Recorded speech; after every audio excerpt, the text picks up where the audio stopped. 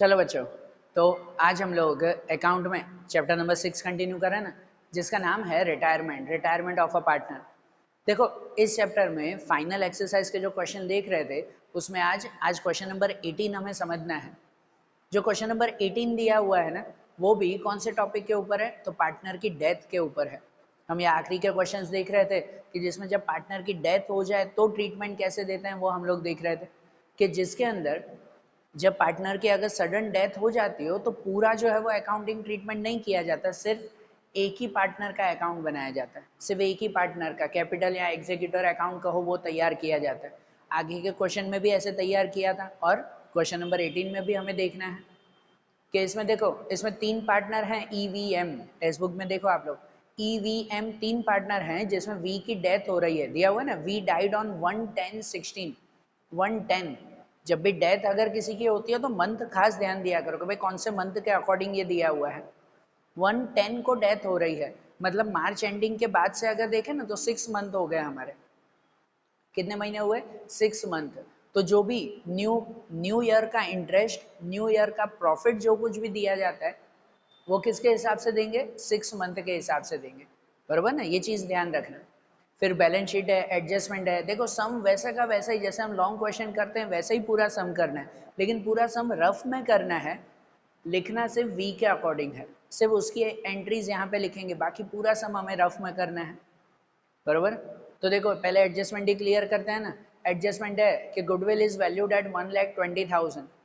ये new goodwill 1,20,000 है, तो इसे क्या करते हैं भाई, जो जिसकी डेथ हुई, जो रिटायर हो रहा है, उसका हिस्सा सिर्फ हम लोग ढूंढ लेते हैं ना, और बाकी दोनों को गेन रेशियो में बांटते हैं। पर यहाँ गेन रेशियो नहीं ढूंढो तो भी ठीक है, क्योंकि बाकी दोनों का अकाउंट थोड़ी बनाया है हमें कि भाई वो कितना कितना गुडविल लेकर आएंगे।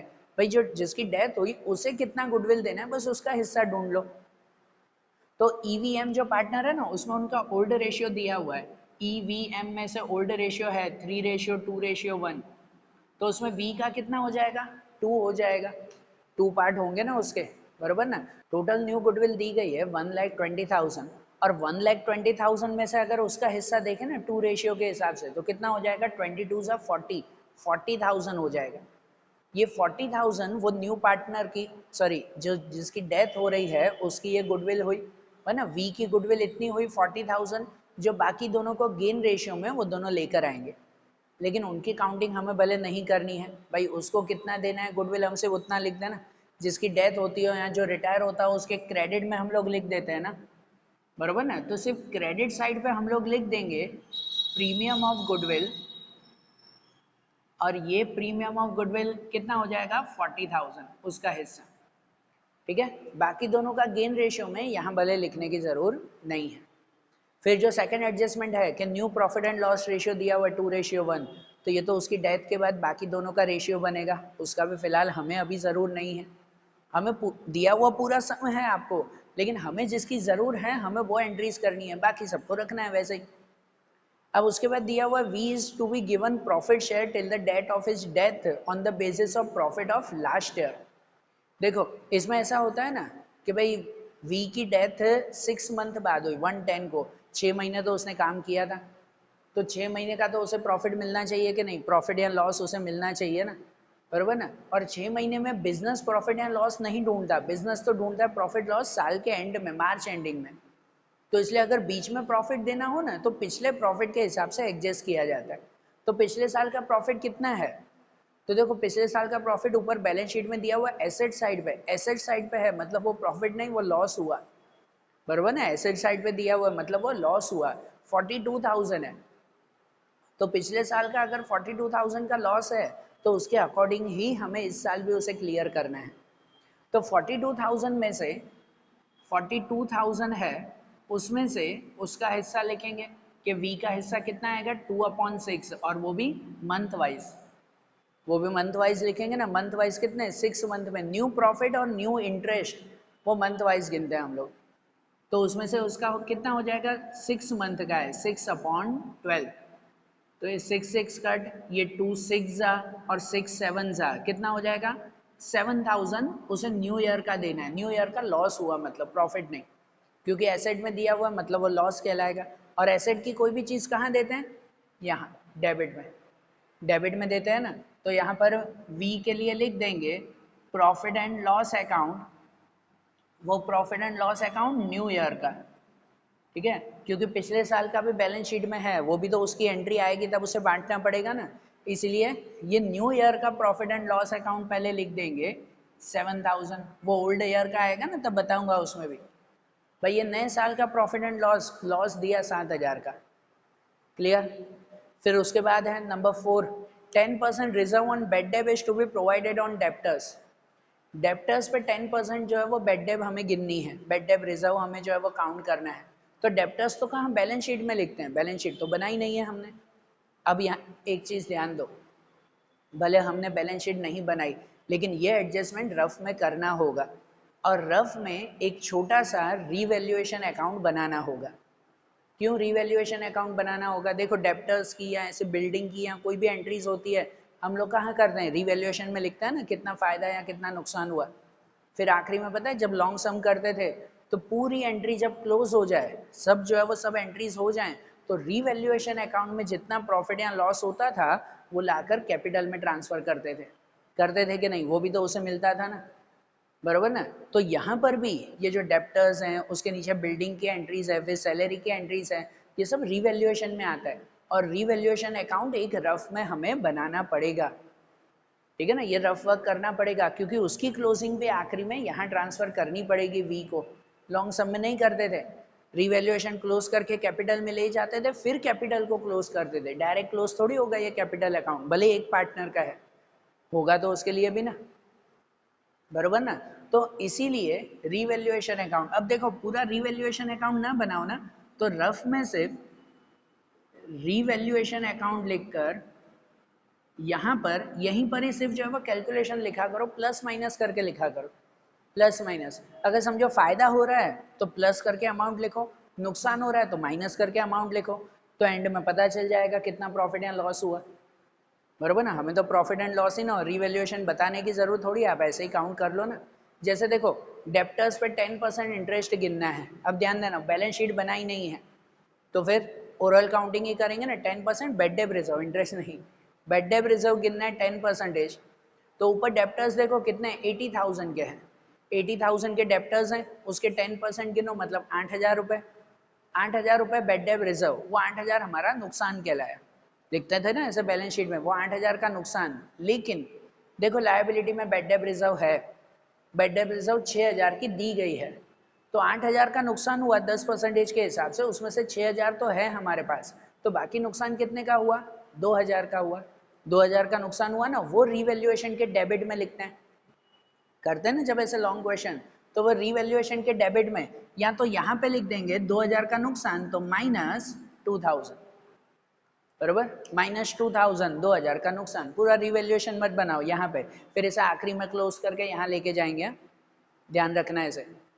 फिर उसके बाद का एडजस्टमेंट है land building valued at 10% more, land building में 10% बढ़ गए, ऊपर लैंड बिल्डिंग कितनी है 2 लाख, 2 लाख में 10% 20,000 बढ़ गए, तो वो 20,000 बढ़ा ना। वैसे तो हम लोग बैलेंस शीट में लिखते थे ना 2 लाख प्लस 20,000, वो नहीं लिखना है, 20,000 बढ़ा, 20,000 का फायदा हुआ तो रीवैल्यूएशन के क्रेडिट में लिखते हैं, पर यहाँ रीवैल्यूएशन नहीं बनाया, फायदा हुआ है तो खाली प्लस में लिख दो, प्लस 20,000, बरोबर ना, रफ वर्क ही करना है तो ऐसे इजी कर लो ना, पूरा अकाउंट बनाने की क्या जरूरत है, 2,000 का नुकसान 20,000 का फायदा, बरोबर।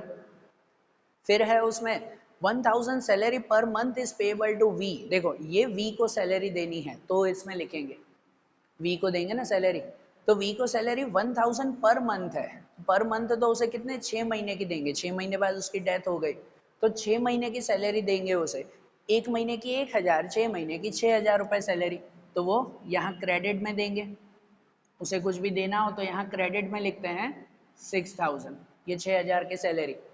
और ये सैलरी पता है जब लॉन्ग क्वेश्चन करते हैं तो इसकी भी दूसरी एंट्री तो आएगी ना, एडजस्टमेंट में है, 6,000 सैलरी दी है तो उसकी दूसरी एंट्री रीवैल्यूएशन में लिखते हैं कि हुआ तो ये बिजनेस का नुकसान ना, पार्टनर को सैलरी दे रहे हैं, बिजनेस का तो नुकसान है ना, तो नुकसान है तो रीवैल्यूएशन के डेबिट में, देखो 6,000 का नुकसान हुआ तो यहाँ पे लिख देते हैं माइनस 6,000, ठीक है ना, रीवैल्यूएशन बनाया नहीं है, यहाँ लिखते जाओ 6,000 का नुकसान, अरे ध्यान, ये भी हो गया। फिर उसके बाद 7th है 45,000 is paid to V executor immediately and balance amount in 2 equal yearly instalment with the interest of 10% per एन्यूम। भाई इसके ये आखिरी में होगा कि जब पूरा क्लोज करेंगे ना तो 45,000 उसे ऑन द स्पॉट दे देने हैं और बाकी के 2 इंस्टॉलमेंट में हमें देने हैं 10% इंटरेस्ट के हिसाब से, ठीक है। और उसमें देखो नीचे लिखा हुआ है कि ये V executor account and loan account भी बनाना है, लोन अकाउंट भी तैयार करना है, तो वो भी इसके बाद तैयार करेंगे ना, पहले एक अकाउंट तो तैयार करें। तो ये 7th वाला एडजस्टमेंट उसे संभाल के रखो, 7th वाला एडजस्टमेंट आखिरी में करेंगे। अब एडजस्टमेंट सब हो गए तो अब क्या करें, बैलेंस शीट, बैलेंस शीट में जो दिया हुआ है वो लिखते जाएं। अब बैलेंस शीट में सबसे पहले दिया हुआ है कैपिटल, कैपिटल ईवीएम में से खाली वी का कैपिटल लिखेंगे ना, यहाँ पर सिर्फ उसका ही अकाउंट है, तो वी का कैपिटल 1,20,000 वो यहाँ ऊपर लिख देंगे बाई बैलेंस ब्रॉड फॉरवर्ड। ये बैलेंस ब्रॉड फॉरवर्ड 1,20,000, ठीक है, ये इसका कैपिटल हो गया। फिर उसके बाद इन्वेस्टमेंट रिजर्व, इन्वेस्टमेंट रिजर्व क्या करते हैं, बांट देते हैं हम लोग, रिजर्व बांट देते हैं ना, लेकिन इन्वेस्टमेंट रिलेटेड रिजर्व कभी भी बांटो ना तो पहले बैलेंस शीट या एडजस्टमेंट चेक किया करो, कुछ दिया तो नहीं हुआ है, बराबर। जैसे देखो इस बैलेंस शीट में इन्वेस्टमेंट में हिडन एडजस्टमेंट है, इन्वेस्टमेंट मार्केट वैल्यू 26,000, बाहर 30,000 है, 30,000 की इन्वेस्टमेंट 26,000 हो गई, 4,000 का नुकसान हो गया हमें। तो हम क्या करते हैं, जो 4,000 का नुकसान है वो इसी रिजर्व में से कवर अप करते हैं ना, भरपाई करते हैं ना इसमें से। तो जो 10,000 का रिजर्व है उसमें से 4,000 का नुकसान, तो बाकी रिजर्व हमारा कितना बचा, 6,000 का बचा, 6,000 का रिजर्व बचा ना। और ये 6,000 का रिजर्व फिर तीनों को बांट देते हैं हम लोग, तीनों पार्टनर को बांटते हैं। लॉन्ग सम में भी यही करते हैं ना, करना लॉन्ग क्वेश्चन ही है, लिखना खाली एक का है, करना तो पूरा क्वेश्चन वैसा का वैसा ही है, लिखनी सिर्फ जो है वो एक की अमाउंट है। तो देखो इन्वेस्टमेंट रिजर्व 10,000 में से 4,000 का नुकसान हो गया वहां एसेट साइड पे जो दिया हुआ है, बाकी इन्वेस्टमेंट रिजर्व बचा 6,000 का, वो 6,000 जो है वो तीनों को बांट देते हैं, तीनों को बांट देंगे तो उसमें से सिर्फ वी का हिस्सा ही उसे देंगे ना, 6,000 में से उसको देखें ना तो उसका 2,000 आएगा, तो 2,000 यहाँ पर दे देंगे हम लोग इन्वेस्टमेंट रिजर्व, इन्वेस्टमेंट रिजर्व 2,000 का, बराबर ना। रीवैल्यूएशन में नहीं लिखेंगे क्योंकि जो 4,000 का नुकसान हुआ भी तो वो तो रिजर्व में से भरपाई हो गया ना, रीवैल्यूएशन में लिखने की जरूरत नहीं है, ठीक है। इन्वेस्टमेंट रिजर्व हो गया, बेड डेब रिजर्व भी क्लियर कर दिया था, उसे तो वैसे भी नहीं बांटते पर क्लियर हो गया वो। प्रोविडेंट फंड नहीं बांटते हैं, वो लायबिलिटी में लिखते हैं, जो लायबिलिटी में लिखना है उनकी एंट्रीज यहाँ करनी नहीं है। Provident fund, workman profit sharing fund, creditors, उसे बांटना नहीं है तो उसे वैसे ही रहने दो।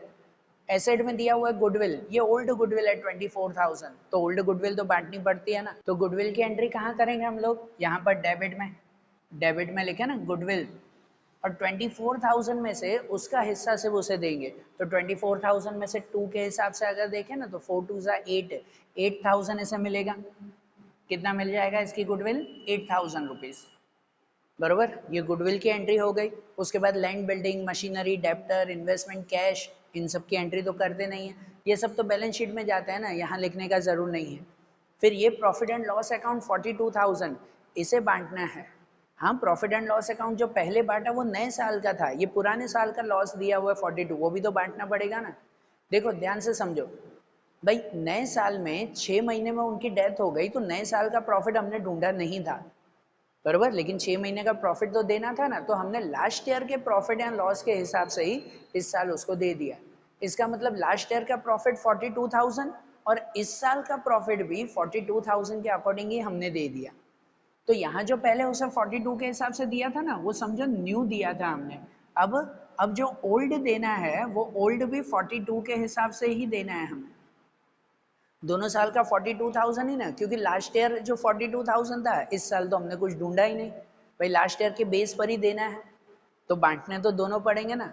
फर्क क्या होगा कि जो न्यू ईयर था ना उसमें उसका हिस्सा हमने 6 महीने का दिया, 6 महीने का प्रॉफिट, लेकिन जो लास्ट ईयर है तो लास्ट ईयर में तो सिर्फ उसका हिस्सा ही देंगे, उसमें थोड़ी 6 महीने का गिनेंगे हम लोग, उसका हिस्सा ये 2/6, उसमें 6 महीने का थोड़ी गिनेंगे, उसमें तो पूरी अमाउंट आएगी ना, गए साल का तो पूरा ही बांटेंगे ना उसे, बरोबर ना। मतलब 42,000 का 2/6 गिनो ना तो वो हो जाता है 14,000 रुपीज।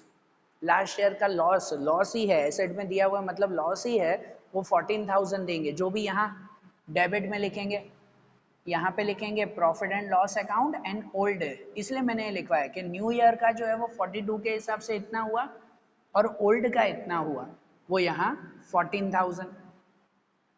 बरोबर, ध्यान से समझना है ये एंट्री। अब क्लियर हो गया, अब ये एडजस्टमेंट भी, बैलेंस शीट भी क्लियर। अब क्लोजिंग करें। अब क्लोजिंग के लिए क्या करते हैं, पहले तो रीवैल्यूएशन क्लोज करते हैं।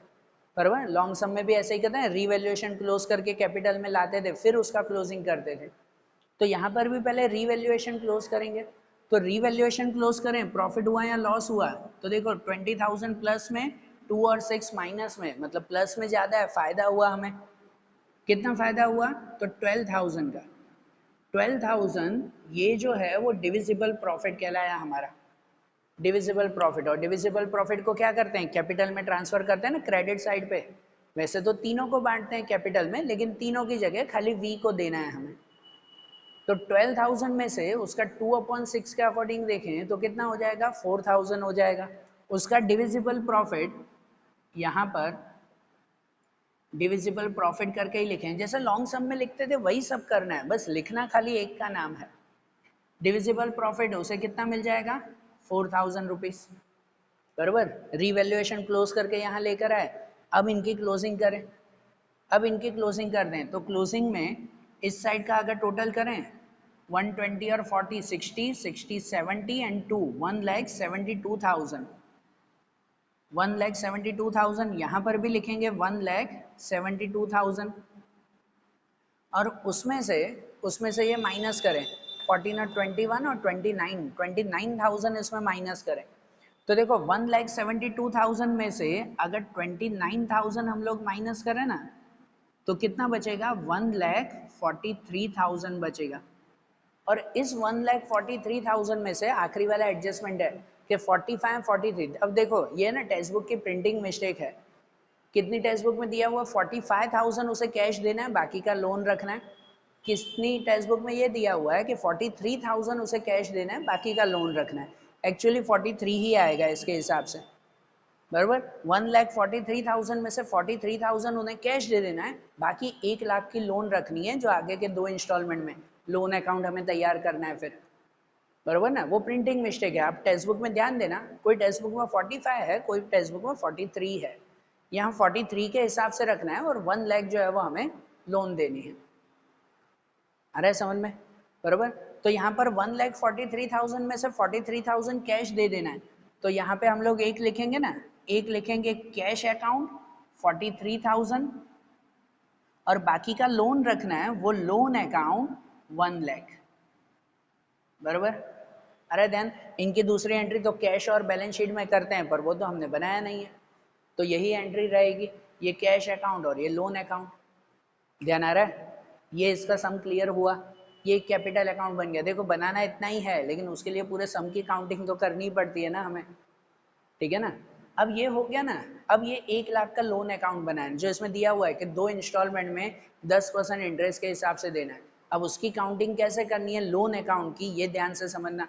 मैं पूरा रफ कर रहा हूँ, इसे लिख लो आप अच्छी तरह से, पूरा रफ करूँ और लोन अकाउंट तैयार करते हैं फिर। अब देखो कि जैसे उनका लोन अकाउंट हमें तैयार करना है ना, तो यहाँ पर मैंने अकाउंट बनाया वीज लोन अकाउंट, जिसमें डेबिट और क्रेडिट में डेबिट साइड पे डेट पर्टिकुलर और अमाउंट, और इसमें डेट पर्टिकुलर और अमाउंट।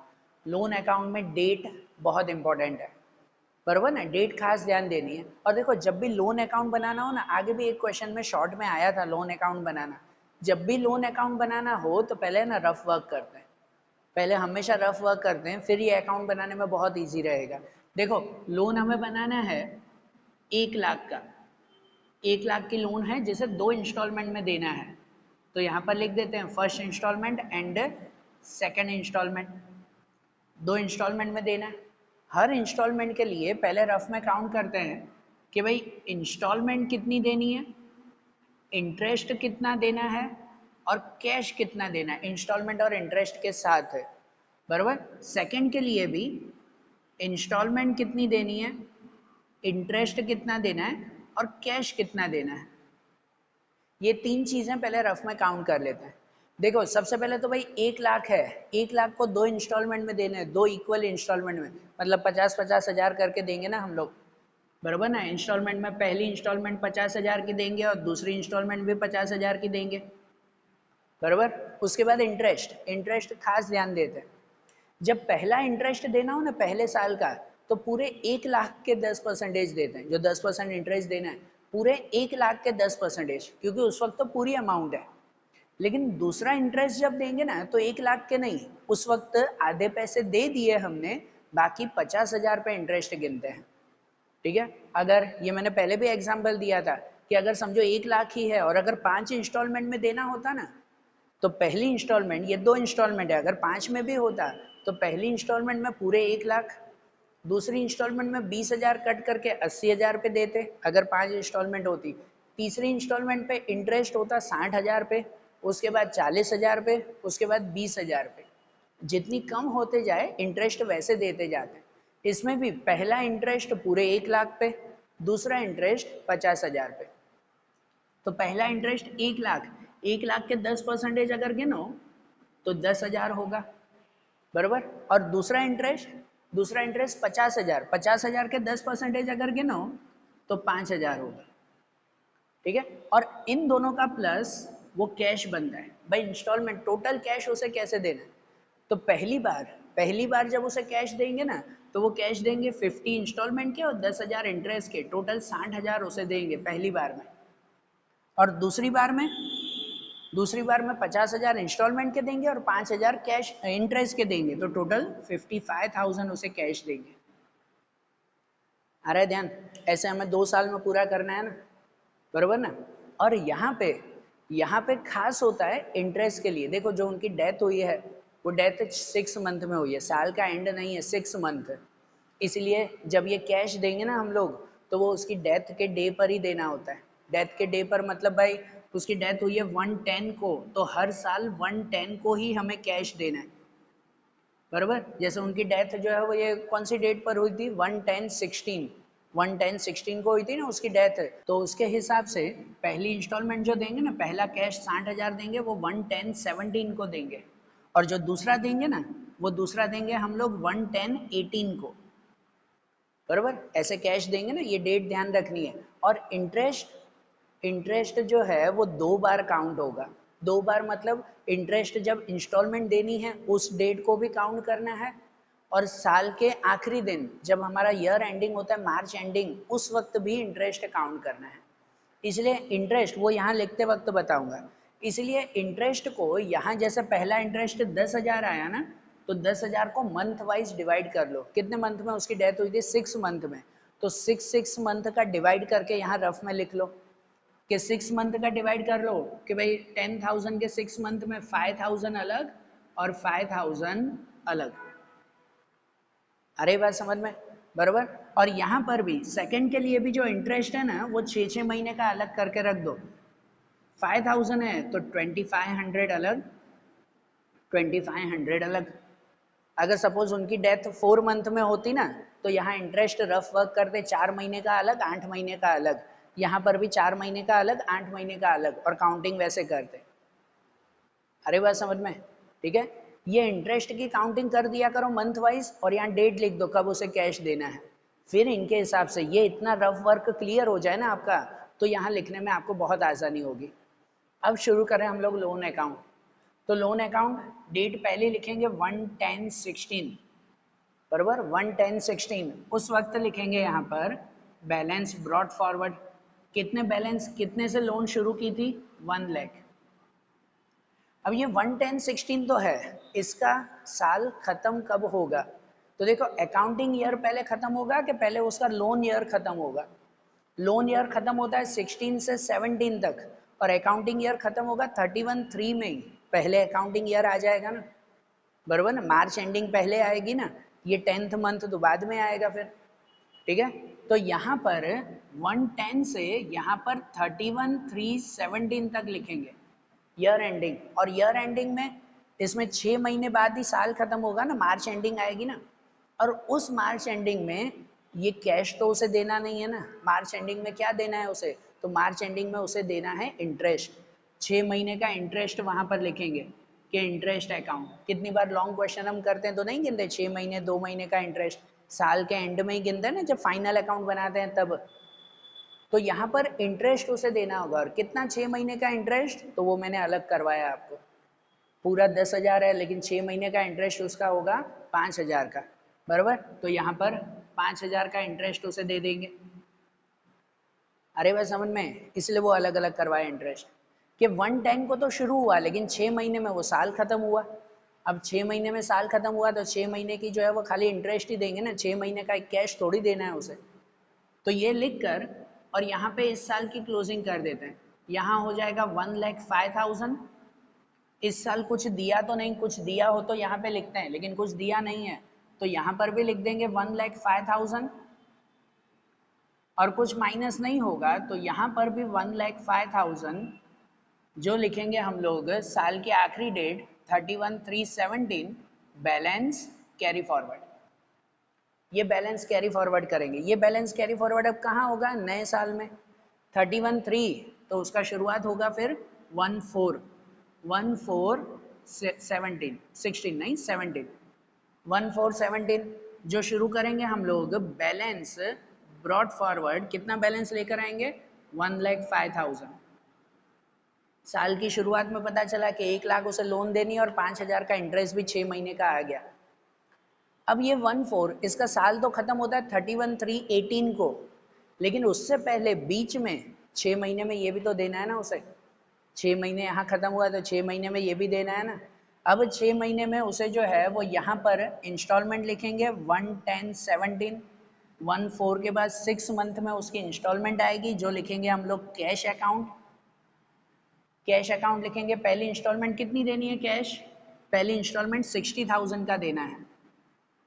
और इस 60,000 में यहाँ पर 1/10/17 को बाकी 6 महीने का इंटरेस्ट भी तो देना है। यहाँ इंटरेस्ट देखो, पहले 10,000 60,000 उसे दे रहे हैं तो उसमें 10,000 का इंटरेस्ट था, जिसमें से 6 महीने का इंटरेस्ट पहले गिना था 5,000। दूसरे 6 महीने का भी तो इंटरेस्ट गिनना है कि नहीं, बरोबर ना। तो दूसरे 6 महीने का इंटरेस्ट 5,000 उसे देंगे ना। यहाँ पर 110 को ही इंटरेस्ट अकाउंट 5,000 लिखेंगे। इसीलिए मैंने ये अलग करवाया कि जो 10,000 का इंटरेस्ट है वो पहले 6 महीने में अलग हो गया, दूसरे 6 महीने में अलग हो गया, बराबर। तो टोटल उसे 10,000 का इंटरेस्ट दिया, और उसी तारीख को 110 को हमने उसे कैश भी दिया, पहली इंस्टॉलमेंट 60,000 रुपये, बराबर। अब ये जब साल खत्म होगा ना, ध्यान देना, अब यहाँ पर मेन पॉइंट कि जब इसका साल खत्म होगा ना 1/4/17 के बाद यहाँ साल खत्म होगा 31/3/18 को। तो 31/3/18 में ये 110 को तो पहली इंस्टॉलमेंट दे दी 60,000, लेकिन उसके बाद 6 महीने और भी तो बचे हैं ना, वरना उनकी डेथ बीच में हुई तो 6 महीने और भी तो आए ना उसमें। तो 6 महीने आए तो इस 6 महीने में और भी तो इंटरेस्ट काउंट होगा। और दूसरा इंटरेस्ट कौन सा काउंट होगा, अगले का, अगली इंस्टॉलमेंट का। सेकेंड इंस्टॉलमेंट का वो इंटरेस्ट होगा ना 6 महीने का, और सेकेंड इंस्टॉलमेंट का 6 महीने का इंटरेस्ट कितना हो रहा है, 2500। तो इसलिए वो भी इंटरेस्ट यहाँ पर गिनेंगे, इंटरेस्ट अकाउंट 2500। ये 6 महीने का और इंटरेस्ट, बरोबर। ये जो इंटरेस्ट दिया वो आगे का बाकी था, वो 110 को इंटरेस्ट के साथ पूरा किया हमने। ये जो इंटरेस्ट दिया जो आगे का आने वाला है, आगे का आने वाला है उसमें 6 महीने का हमने इंटरेस्ट उसको प्रोवाइड किया। अरे ध्यान, बरोबर। अब इसकी क्लोजिंग करेंगे, 31/3 को इसकी क्लोजिंग कर देते हैं। तो यहाँ पर अगर क्लोजिंग कर देना तो कितना हो जाएगा, 1,12,500। यहाँ पर आ जाएगा कितना, तो 1,12,500। और उसमें से अगर हम लोग 60,000 माइनस करें ना, तो 60,000 माइनस करके जो है वो कितना बचेगा, वो बचेगा 52,000। 52,500 जो यहाँ पर लिखेंगे कौन सी डेट, 31/3/18, ईयर एंडिंग डेट, जिसमें लिखेंगे बैलेंस ब्रॉड फॉरवर्ड। ये बैलेंस ब्रॉड फॉरवर्ड 52,500, और इसे कहाँ ब्रॉड फॉरवर्ड करेंगे, नेक्स्ट ईयर 31/3/18। तो यहाँ पर आ जाएगा 1/4/18।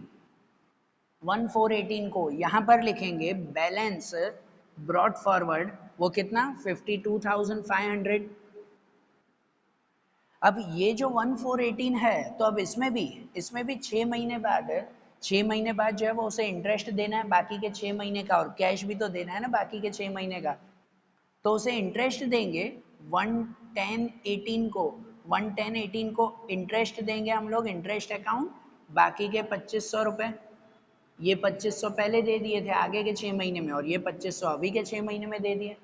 और यही डेट को 11018 को यहाँ पर कैश अकाउंट, जो उन्हें कैश देना है, दूसरी बार कितना कैश देना है हमें 11018 को 55,000, तो 55,000 कैश देना है बस। अब दूसरी बार के आगे कैश नहीं देना है, तो इन दोनों का यही टोटल कर देना है। अब इसमें मार्च एंडिंग तक नहीं लेकर जाएंगे, क्योंकि यहाँ खत्म हो गए ना उसके 2 साल, इसमें बचे थे तो हम मार्च एंडिंग में लेकर जाते थे, अब इसे नहीं। और यहाँ पर जो है वो टोटल आ जाएगा कि यहाँ पर 55,000 आ जाएंगे, और यहाँ पर भी इन दोनों का टोटल 55,000, टोटल इक्वल आ गया, मतलब क्लियर, लोन अकाउंट उसका क्लियर, लोन चुकते कर दिया हमने, बराबर। ये हमें लोन अकाउंट तैयार करना है, समझ आ रही है बात है? कैसे इंटरेस्ट के अकॉर्डिंग जो है वो हमें काउंटिंग करनी है वो समझना। अगर रफ वर्क यहाँ करोगे ना तो ये लिखने में बहुत ईजी होगा, ये रफ वर्क अगर नहीं होगा ना तो ये बनाने में काफ़ी मुश्किल होगी कि कैसे 6-6 महीने का करना है। वही 6 महीने के अगर 3 महीने में अगर दिया हो, उसकी डेथ 3 महीने में हो, तो यहाँ इंटरेस्ट 3 महीने का और 9 महीने का अलग अलग कर देते हैं। अगर 4 महीने में डेथ हो तो उसके 4 महीने का और 8 महीने का अलग अलग कर देते हैं। मेन एंट्री आपकी इंटरेस्ट की ही आएगी, और ये सब मैं भी लिटरली बोल रहा हूँ, एक बार में नहीं, प्रैक्टिस करोगे तो ही समझ में आएगा। अब जैसे ये सम हमने किया ना, इस सम को आप फिर से एक बार रिवाइज करके देखो, लिटरली ये वीडियो फिर से एक बार रिवाइज करके देखो तो ध्यान आएगा कि लोन अकाउंट जो है वो कैसे बनाना है, और 1-2 बार बिना देखे खुद आप लोग बुक में करो तो थोड़ा क्लियर होगा, बराबर।